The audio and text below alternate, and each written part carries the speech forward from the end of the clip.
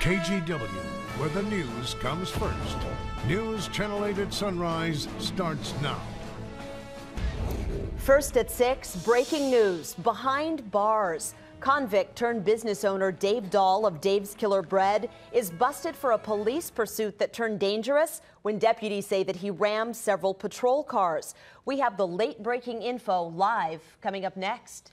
Thank you for joining us this morning. I'm Brenda Braxton. And I'm Russ Lewis. A Northeast Portland landmark damaged by fire overnight. Look at those flames there. We're going to tell you what made things so difficult for the crews fighting those flames at this well-known Hollywood District bar. And passwords made public. New details about a massive breach and how it could put you at risk. Lot to get to on this Friday morning, but first, Nick, you are tracking the increasing rain you're seeing at the Oregon coast. And right now, this is just the light stuff, but yes, you can see light rain pushing into the Oregon and Washington coast now. There really won't be a whole lot from this wave. I hesitate to even call it a wave. It's just the light stuff out ahead of the main weather system, but it's proof that something's coming in. So this morning, we have a little bit of fog, a lot of clouds at about 37 to 43, about 46 by noontime and mostly cloudy, but I may add just showers by noon. It's right between 12 and 1 we start to see some. And then 49, rainy and breezy this afternoon, and I can prove it to you. Look at this. The Futurecast at 4 o'clock has all this rain here, and look at the blue beginning. We're not just talking about rain anymore. We're looking at a lot of mountain snow, so we'll have that coming up. First, though, Chris, you're watching the roads this morning. What's the story on the Banfield? Banfield in pretty good shape, Nick. I did want to show the folks at home, though, the drive is starting to pick up a little bit. Headlights in this shot, rounding the curve from 205 towards 82nd Avenue. That, of course, is your westbound commute. We'll bring you in towards the Lloyd Center area, and you can see traffic picking up just a little bit. Tail lights there over on the right-hand side of your screen, inbound.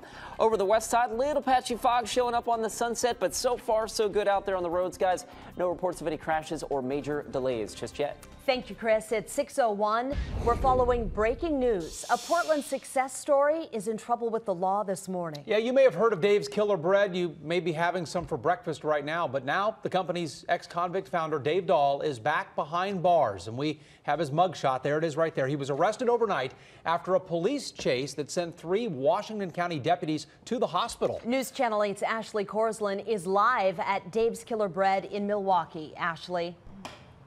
Well, Brendan, Russ, quite the ironic twist to this story. Dave Dahl centered his entire career around the fact that he turned his life around. He was a convict. He turned things around, then opened this organic bread company here. But this morning, he's back in jail facing several felony charges. Here's just a clip from Dahl's website talking about his criminal past. 15 years in prison is a pretty tough way to find oneself, but I have no regrets. A whole lot of suffering has transformed an ex-con into an honest man who is doing his best to make the world a better place. Now again, today, Dahl sitting in the Washington County Jail facing charges including assaulting a peace officer and attempting to elude. This all started last night when a woman called police saying Dahl was at her home acting erratically. Deputies showed up as Dahl drove away in his Cadillac Escalade. A short chase pursued, and deputies say Dahl rammed into 2 patrol cars.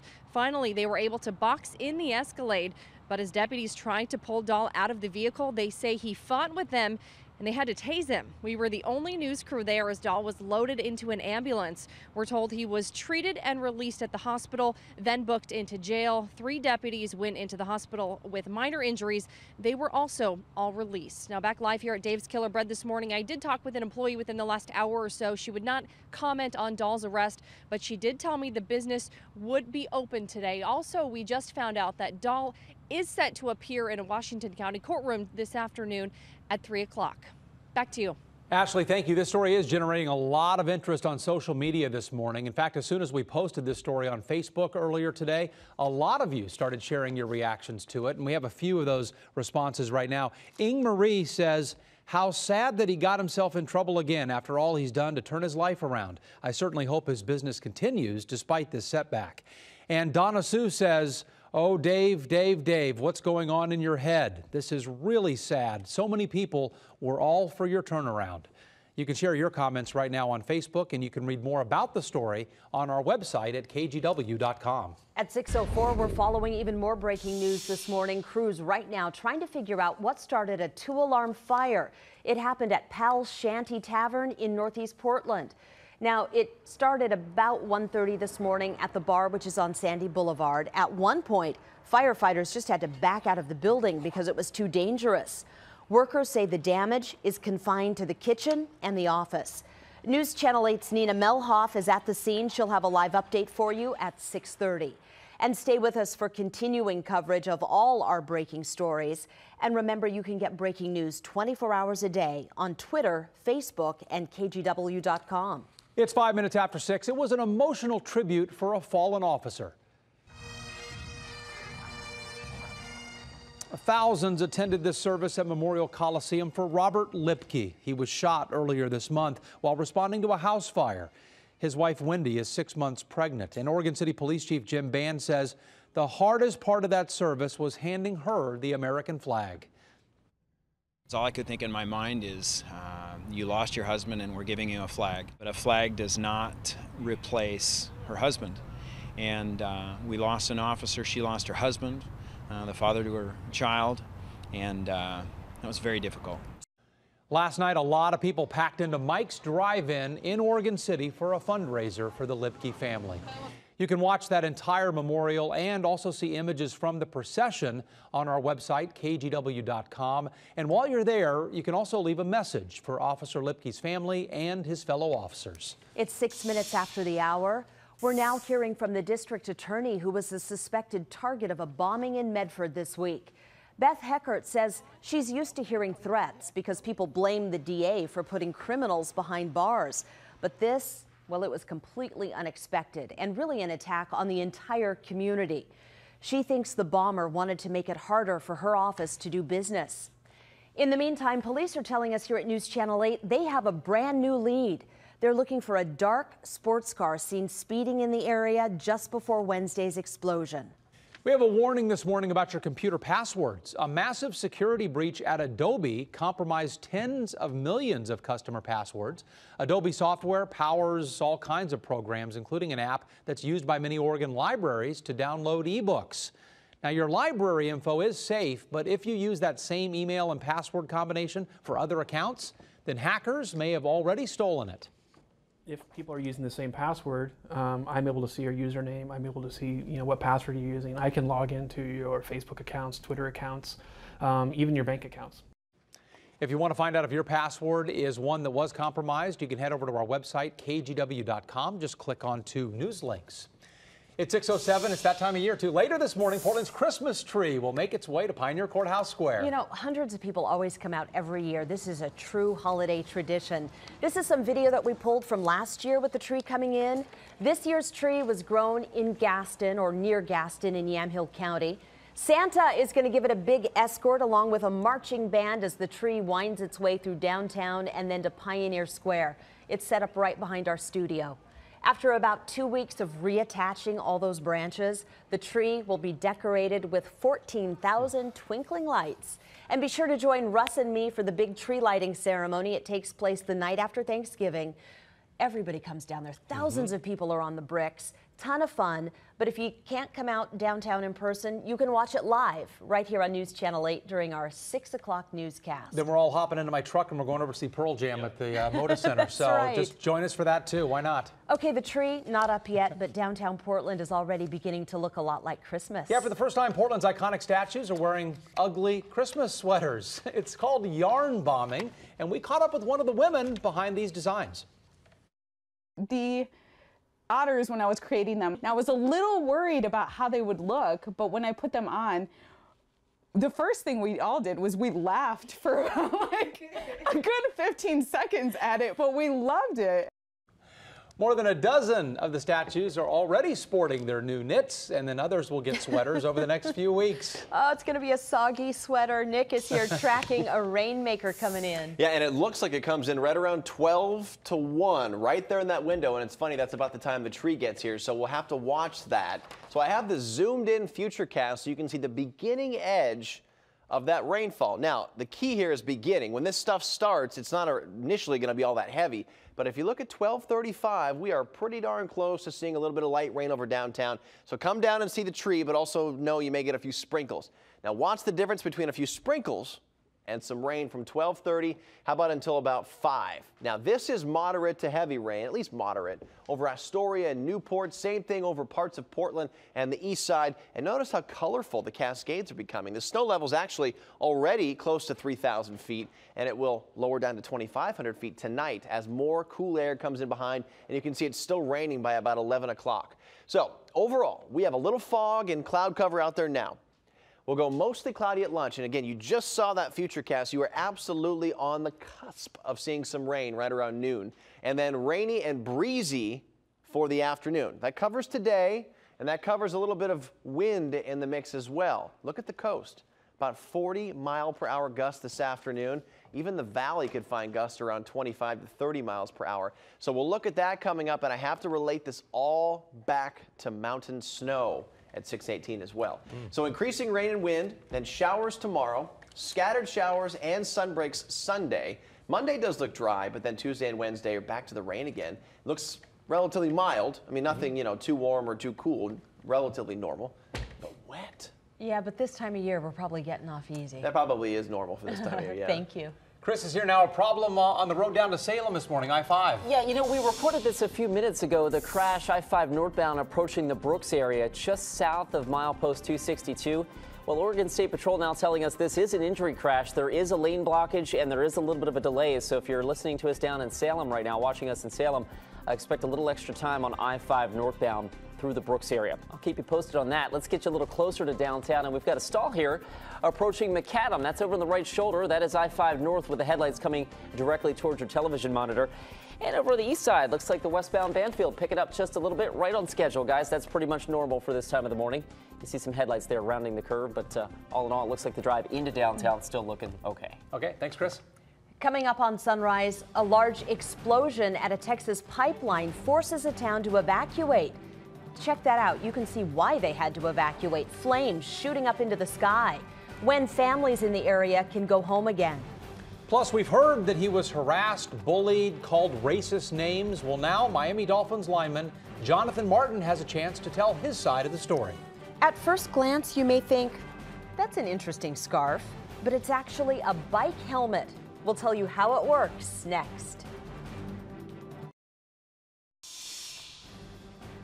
Welcome back at 6:15 this morning. Look at that. A town in North Texas evacuated this morning until sometime tonight because of that huge gas pipeline explosion. Firefighters say they're going to just wait for the fire to burn itself out. Too dangerous. Investigators have closed off a 1.5-mile radius while they prepare to get in there to investigate. Nobody was hurt during yesterday's explosion. Toronto City Council is trying to strip Mayor Rob Ford of some of his power. Ford has refused to resign after admitting to drinking and drug use, including crack cocaine. Ford says he is getting professional help. And Miami Dolphins lineman Jonathan Martin will tell his side of the story to an NFL investigator today. That investigator looking into allegations that teammates harassed and bullied Martin. Martin will meet with Dolphins management sometime after that NFL meeting. New at Sunrise, with as much as Portlanders love their bikes, this should be a popular story. We're talking about an invisible bike helmet. You don't see anything on your head. The protection only pops up when you have an accident. Kathy, sounds like an airbag you would have in your car. You don't see it till you need it. That's right, and you don't see it, but once it activates, boy, do you see it. Yeah. The helmets come from Sweden, and thousands have been sold in Europe. Take a look at a slow-motion crash, which gives you an idea of just how this works. An instant helmet pops up from a device worn around the neck. 2 graduate students came up with this design. They had a mutual hatred of traditional bike helmets. I don't want anything on my head. I don't want my hair to be destroyed. So you guys would bike out in your city without a helmet? Everyone Yes. did. Everyone did. So just how does it work? Well, the nylon airbag ejects in 1/10 of a second with a small helium canister. There are sensors analyzing your movements 200 times a second, so the device can tell what's a real crash. And it doesn't go off here until there. Now, the makers took 7 years to develop it and claim it's 3 to 4 times more shock absorbent than a regular helmet. But you will pay a lot for the protection. They're not sold in the U.S. yet, but you can get one online at a cost of about, get this, $500. And remember, this is a one-time use. Right. Once it deploys, that's it. No longer any good. And I would just be worried that maybe it wouldn't go off I mean, you know, Right. you, And you know, don't you know a want to bike test helmet's it. going to work. Yeah. But you don't want to test it because then you're done. Your $500 is gone. But it started because she didn't want to mess up her hair. That's interesting. All right, Kathy, thank you. There's some saying there about the mother of invention, but you know, it makes She has sense. good hair. Oh, Nick, you are tracking a winter weather advisory for us. Absolutely. It kicks in at 1 o'clock for the North Oregon Cascades and 4 o'clock for the Central Oregon Cascades. And the idea is everybody here in purple, winter weather advisory. So it's obviously for snowfall, but it's also for wind.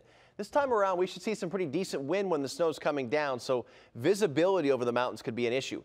Overall this morning, we have some patchy fog and a fair amount of cloud cover. It's fairly cool as well in the upper 30s to low 40s. We'll look for increasing rain and wind, so it turns breezy in the metro area tonight. We're talking about at least 15 to 25 miles per hour, gusting up to maybe as high as 30 plus. So it's an unsettled night. And then the snow level, which is almost 3,000 feet now, or right around 3,000 feet now, will drop down to between 2,500 and 3,000 feet tonight.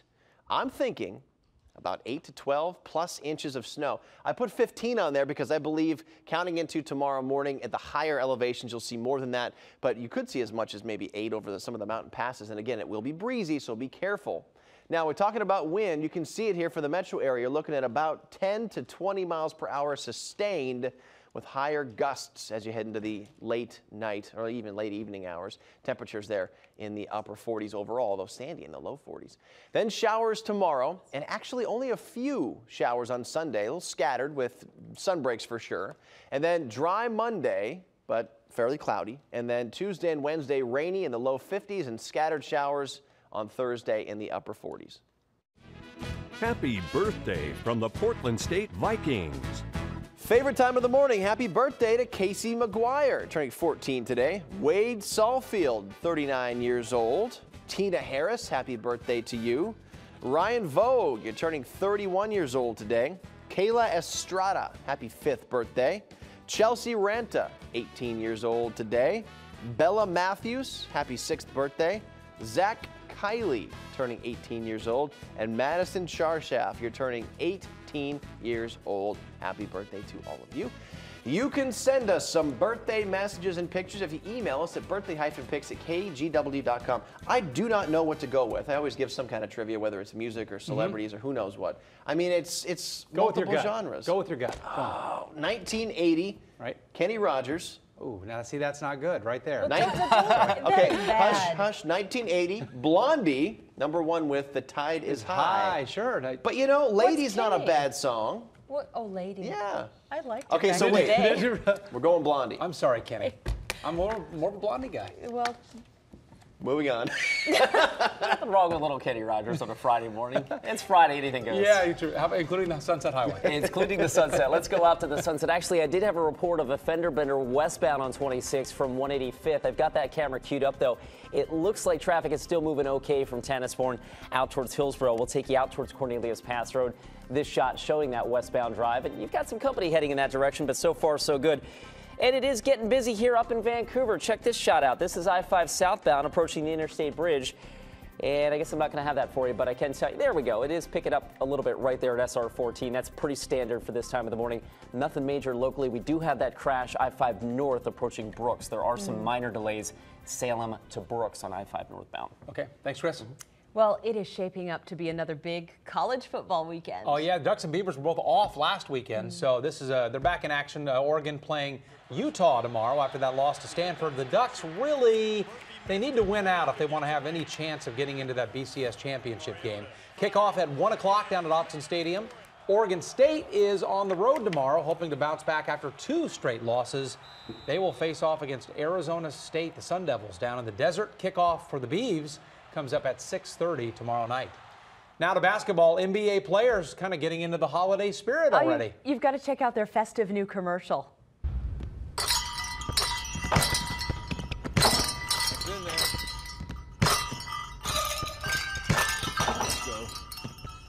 Okay, how cool is that? That's pretty incredible. The superstar shooters are sounding out jingle bells using basketball nets rigged with bells of all different pitches.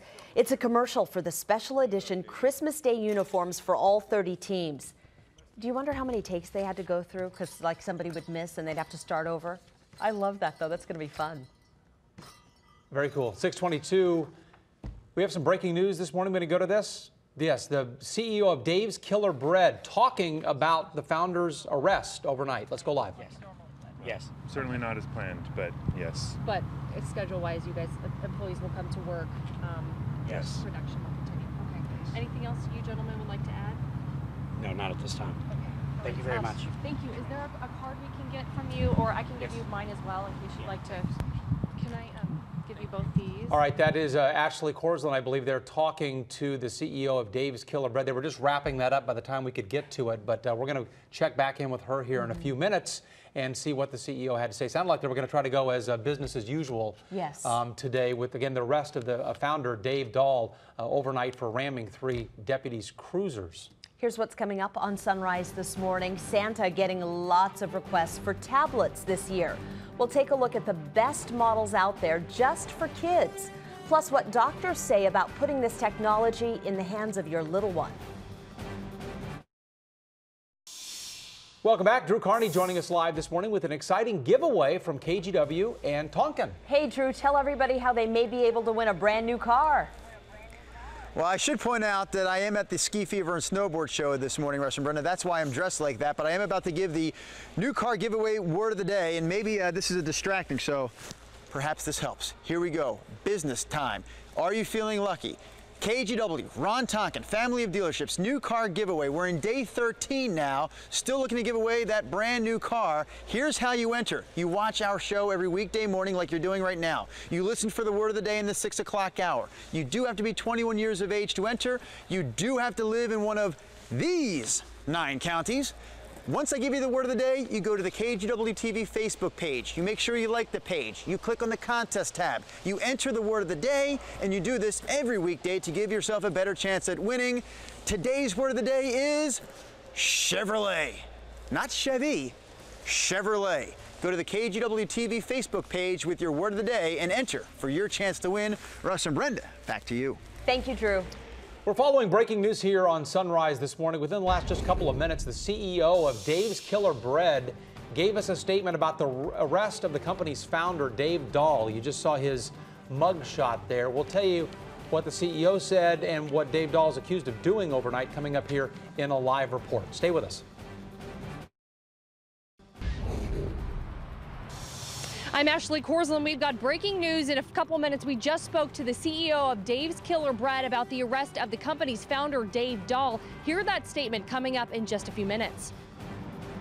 And I'm Nina Melhoff live in Northeast Portland, where I just spoke with fire investigators. We'll have an update of the fire at Pal's Shanty Tavern coming up next. And I'm meteorologist Nick Allard. A winter weather advisory for later today in the Cascades. We're talking at least a foot of new snow in the mountains and plenty of rain for us. We'll have the Futurecast looking at it coming up. KGW, where the news comes first. News Channel 8 at Sunrise starts now. And we start with our breaking news this half hour. If you're just waking up with us this morning, some big news. The founder of Dave's Killer Bread, you see the mugshot there, that's Dave Dahl. He is in jail this morning after a chase in Washington County. 3 deputies are hurt. We have been all over this story here on News Channel 8 at Sunrise. And welcome back, everyone. Thanks for joining us. I'm Russ Lewis. And I'm Brenda Braxton. Really busy morning here on this Friday. News Channel 8's Ashley Korsland is live at Dave's Killer Bread in Milwaukee. And Ashley, you just heard from the CEO of the company. Brennan, Russ, we did about 10 or 15 minutes ago. The CEO, as well as Dave Dahl's nephew, came out here. They gave us a prepared statement. They gave it to us on camera. We want to get you right to that statement. Take a look. We appreciate your concern and interest. The company at Dave's business partners are really concerned about Dave and hope that he's getting the help that he needs. And we hope that anyone else who may be involved is okay. Our thoughts and prayers go out to all that are involved. As this is a personal matter, please contact Dave's legal counsel, Stephen House, for further information. Thank you. Again, that was the CEO of Dave's Killer Bread. Right now, the founder, Dave Dahl, is in jail facing several felony charges, including assaulting a peace officer and attempting to elude. This happened last night. A woman called police saying Dahl was acting erratically at her Cedar Hills home. Deputies showed up. They say Dahl drove away in a Cadillac Escalade. A short chase pursued, and then deputies say Dahl rammed into two of their patrol cars. Finally, they were able to tase him and arrest him. He was taken to the hospital to get looked over, but he was okay. He was released, then taken to jail. The three deputies were also treated for minor injuries. They are also doing okay this morning. Now back live here at Dave's Killer Bread, the company says employees will still go to work today, but within the last 5 or 10 minutes, they did put a sign up on the door that says the business is closed to the public. Also, within the last hour, we confirmed with Washington County that Dave Dahl has not yet bailed out of jail. His bail is set at $290,000. He could bail out as early as 8 o'clock this morning, and he's set to be in court this afternoon at 3 o'clock. Of course, we'll keep you up to date with any new information that we get. Back to you. Thank you, Ashley. And Dave Dahl's story is really pretty incredible. Here's a look at his history. Yeah, Dahl spent 15 years in prison on convictions for robbery, burglary, and assault before finally getting released and starting his now famous bakery, Dave's Killer Bread, back in 2005. The company now employs nearly 300 people, many of them ex-cons themselves. Last year, the company began expanding with help from a New York equity firm. Already available in 11 western states, now Dave's Killer Bread is getting sold in places like Illinois and Texas. Stay with News Channel 8 for continuing coverage on this breaking news. And don't forget, you can get updates on KGW.com, Facebook, and on Twitter, where we broke this story overnight. It's 6:34 this morning. Also new overnight, a 2-alarm fire seriously damaged a well-known Northeast Portland bar. Pal's Shanty is on Sandy Boulevard near 47th Avenue in the Hollywood district. News Channel 8's Nina Melhoff is live on scene. And Nina, you just spoke with fire investigators. Yeah, that's right, Brenda. And fire investigators, they don't have a cause for this just yet. They were just sifting through where this fire started. You can see that is the kitchen office area of Pal's Shanty, and they say that is where this fire started. And the smoke damage spread into the restaurant portion. Now, when this started around 1:30, firefighters inside Pal's Shanty got pretty worried about their safety. But come check out the flames coming from this old building this morning. That second alarm status means many more firefighters, and they were needed. This thing burned hot with smoke billowing out of all the front windows. Around 1:30, witnesses told firefighters they heard an explosion, then saw smoke and flames pouring out of the kitchen and office. The hazardous conditions, though, forced firefighters to evacuate before going back in to finish the job on this very historic restaurant. And I was just going to go on home, and then I saw the flames bursting out. Right above it, there's like 5 firemen just right there, and it's really sad to see it happen because it seems like there's gonna be a lot of damage, and Pal's Shanty is like a Hollywood institution, Portland institution. Pal's Shanty, known for their seafood and drinks, was established in the 1920s. I talked to the owner. One of the co-owners is still on scene checking with fire investigators over here, getting the latest. They say they will fix the smoke damage in the restaurant, rebuild structurally, and they'll reopen. Back to you. Nina, thank you. New overnight, Portland police investigating a break-in at an elementary school. Happened just before 1 this morning at Alameda Elementary, which is on Northeast Fremont. Police say they have detained one suspect, but right now we don't know about damage or if anything was stolen. We will keep looking into this story, though, and bring you any news as it develops. President Obama is scrambling, trying to find a fix that will let millions of Americans keep their canceled health insurance. He wants to let insurance companies extend those canceled plans for 1 year. The problem is he can't force insurance companies to keep selling those policies. In the meantime, House Republicans have a competing plan. Today, they're expected to vote to let Americans keep their health plans that have been canceled and keep them indefinitely. For now, millions of Americans are just stuck waiting to learn if they'll get to keep their coverage. This morning, the death toll in the Philippines has jumped dramatically. More than 3,600 people now are known dead, and some believe that number could reach 10,000 eventually. Some good news, though, for the survivors. 5,000 people and 80 aircraft are now involved in the relief effort. They've been working through the day to get food, water, and medical aid to those survivors. Later this morning, crews in Florida will begin filling in a huge sinkhole with truckloads of dirt. 2 homes have been condemned because they're falling into that hole. Families in 4 neighboring homes also evacuated. Investigators are testing soil samples to see how stable the ground is. At last check, listen to that. Listen to this. That hole was 90 feet wide and 55 feet deep. That's nearly double what we told you yesterday on Sunrise. It's 6:38. You may be talking about Christmas lists already at your house, and from your kids, you might be hearing a lot of talk about tablets. With toy sales stagnant over the past few years, retailers are really pushing these electronics. News Channel 8's Kathy Marshall is here with a look at what's out there. There are so many options, Brenda. At some stores like Toys R Us, your kids can test as many as 30 different devices. A good idea to help determine which tablet might be your best choice. Here's a look at some available. Samsung's new Galaxy Tab 3 Kids will hit stores on Sunday. It will cost about $230. It has a 7-inch screen and 8 gigs of storage. If you're looking for something less expensive, Leapfrog's LeapPad Ultra is designed for kids ages 4 to 9. It'll cost you $150. Then there's VTech's InnoTab 3 at just $70. It has a camera, video recorder, and comes loaded with 16 learning apps. But is a tablet even a good choice for your kids? The American Academy of Pediatrics suggests 0 screen time for children under 2 because it could impact cognitive development.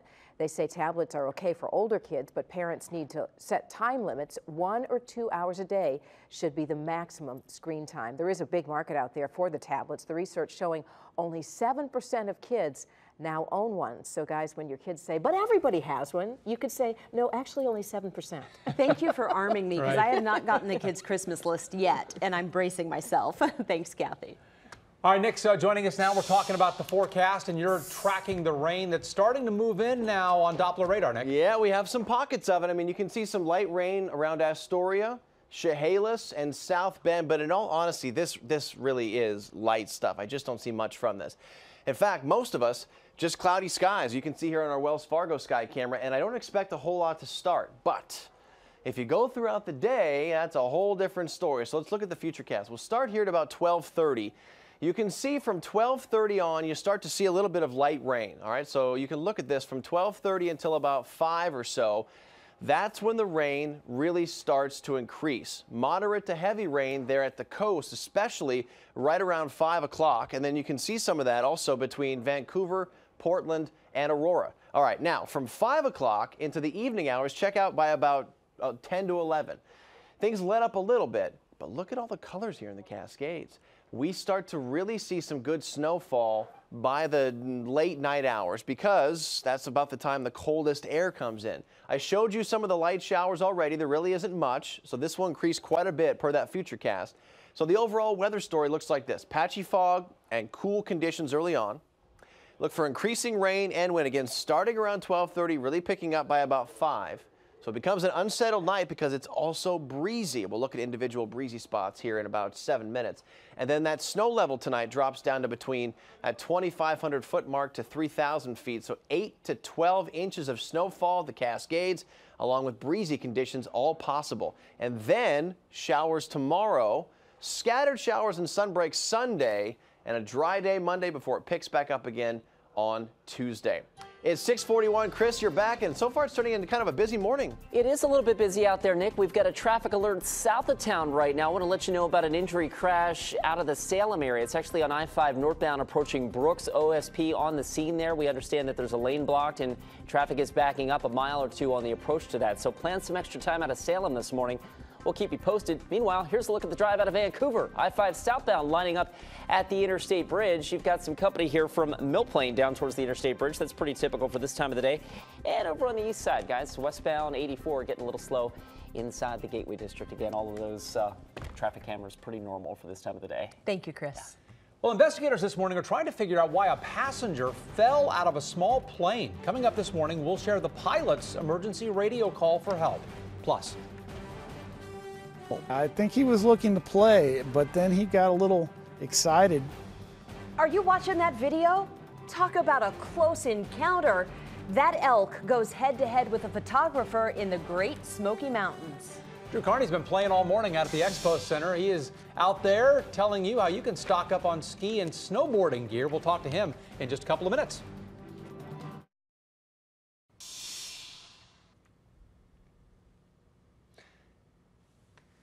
Investigators are trying to figure out exactly why a passenger fell out of a small plane flying over the ocean. They're not sure if he jumped or was pushed.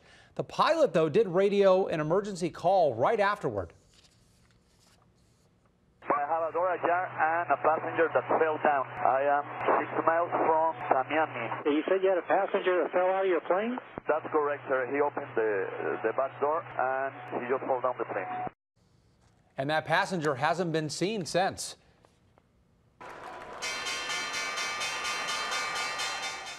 Lots of applause as Wall Street rings the opening bell this morning. I can tell you that the Dow this morning is up 17 points.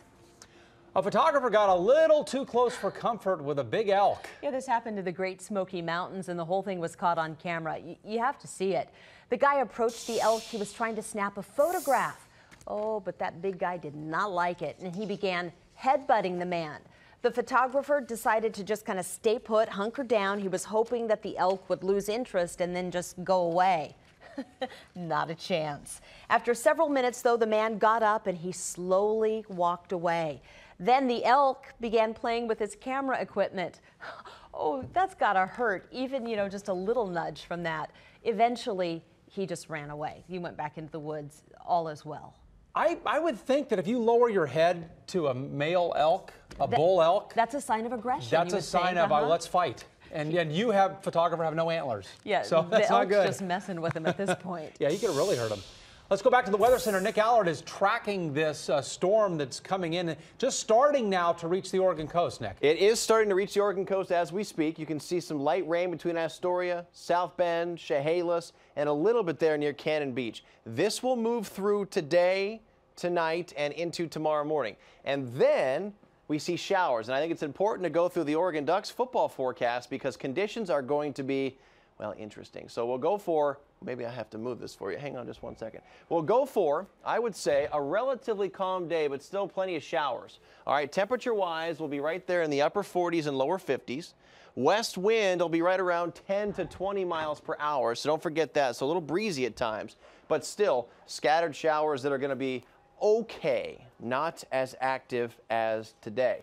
All right, from there, we're going to find breezy conditions. I want to make sure I show this to you. Southwest wind around 10 to 20 miles per hour, gusting up to maybe near 30 miles per hour. Temperatures in the upper 40s and lower 50s with a lot of increasing rain. So we've talked about the increasing rain. I showed it to you on the Futurecast. We talked about at least a foot of mountain snow, and we looked at tomorrow with the showers for the Oregon Duck game. Coming up, I got to put that together in your 7-day forecast because overall, it looks a little better, but the next 24 hours, Russ and Brenda, look pretty active, to say the least. Okay, and you'll be here following it all the way through, Nick. Thanks. He's talking snow. I know a lot of people, their ears perk up when they hear that, right? You can get ski and snowboarding gear coming up to 70% off. Drew Carney is checking out what you can find at the Ski Fever and Snowboard Show at the Portland Expo Center. You are definitely dressed for the occasion. Brenda Braxton, I know that you have been enjoying my outfit so far this morning here at the Ski Fever and Snowboard Show. And me yet, too? Well, okay, you too, Russ. And yet, even though the two of you have loved it, I have felt the need to change. Boom, here we go. Hello, yes. One more look. What is that? The unitard. Yeah. What is it? It's hot. It's hot. In a word, it's hot. No, it's not. Oh, you mean it's actually hot? Ski. Hey, Russ, you're still watching this segment, aren't you, Russ? Well, yes. I have to. Ski Fever and Snowboard Show kicks off today. That's why we're so excited. It continues tomorrow. They wrap it up on Sunday. You have 3 days out here at the Expo Center to check out great deals from the area's top ski and snowboard shops. Huge savings. Of course, some of the area's top ski resorts will be present as well, like Mount Hood Meadows. I've got Dave Tregathon with Mount Hood Meadows here this morning. I also have Lance Christian with the ALS Association here this morning. More with you in a second, Lance. Let's start with you, Dave. Young Alex behind you, and he is speaking to the message that you have here this weekend. It's never too soon to get your kid up on the mountain. Explain. Absolutely. Burton has come up with a system to teach kids as young as 3 years old how to snowboard. And in the past, it's been really difficult because, they've been like 6 years old and older, but they've created smaller equipment, smaller snowboards, smaller boots, so that kids can be comfortable in it, and a training that will allow kids to come up and enjoy the sport. So we're introducing kids to the sport here at the ski show this weekend. Dave, would you consider me a bad father if I told you I have never given my 6-year-old sons the opportunity to ski or snowboard? No, you've probably been spending so much time with them doing other things, but it is time for them to come up to the mountain and play in the snow with you. I want to talk to Lance real quickly. Lance, I know that there's a terrific event. Ski season just starting. Before it's over, though, terrific event up there at Meadows supporting the ALS Association. Explain. Absolutely. We have a great partnership with Mount Hood Meadows as a sponsor. April 14th, 2012, the Ski to Defeat ALS, which benefits families living with Lou Gehrig's disease across Oregon. And I know this weekend is another opportunity to support the ALS Association. They have the Wine Chalet here at the Ski Fever and Snowboard Show, and they'll be raising money through the Wine Chalet for this great organization. We're out of time for now. Young Alex, thank you for your help this morning, young man. Can't believe you're up and at 'em already. Russ and Brenda, we're out of time as we send it back to you. He's got some moves there, that kid does. Thank you, Drew. Coming up in your Sunrise Quickcast here in just a couple of minutes this morning, we'll update you on our big breaking news on this Friday morning. The founder of Dave's Killer Bread, there he is, ex-convict Dave Dahl, arrested overnight after a police chase that put 3 sheriff's deputies in the hospital. We have a brand new statement from his attorney coming up next.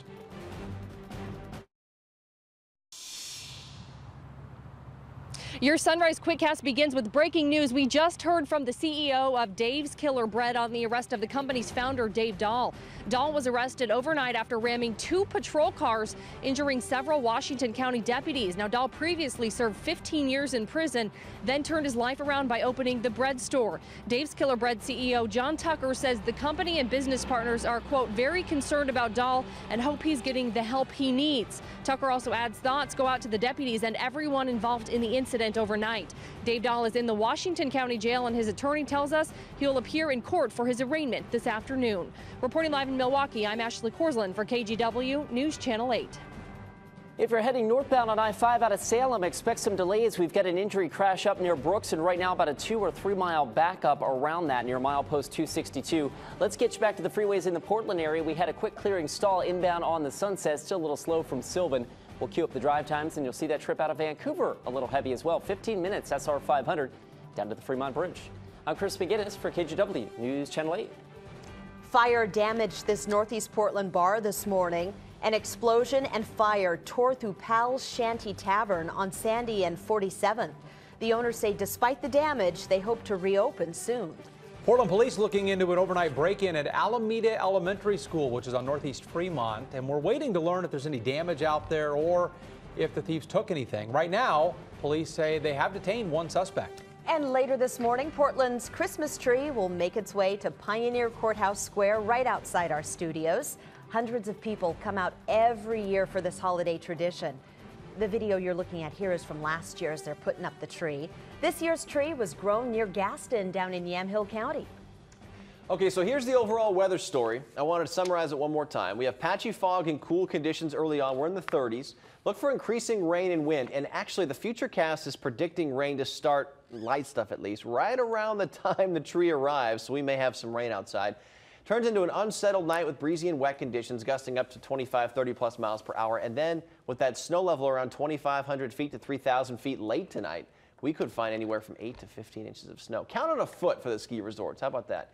Tomorrow, showers. We talked about the Oregon Duck game, showers in the upper 40s, and then scattered showers Sunday with plenty of sun breaks. Dry Monday, wet Tuesday and Wednesday. So we're going to send you outside at noon today to greet the tree then if it's going to be raining. Somehow I wondered if that was going to happen. You can guarantee it. Now it's official. Thanks. Thank you, Nick, and thank you for joining us. The Today Show's coming up next. We'll see you back here with more local news at 7:29. Thanks for watching.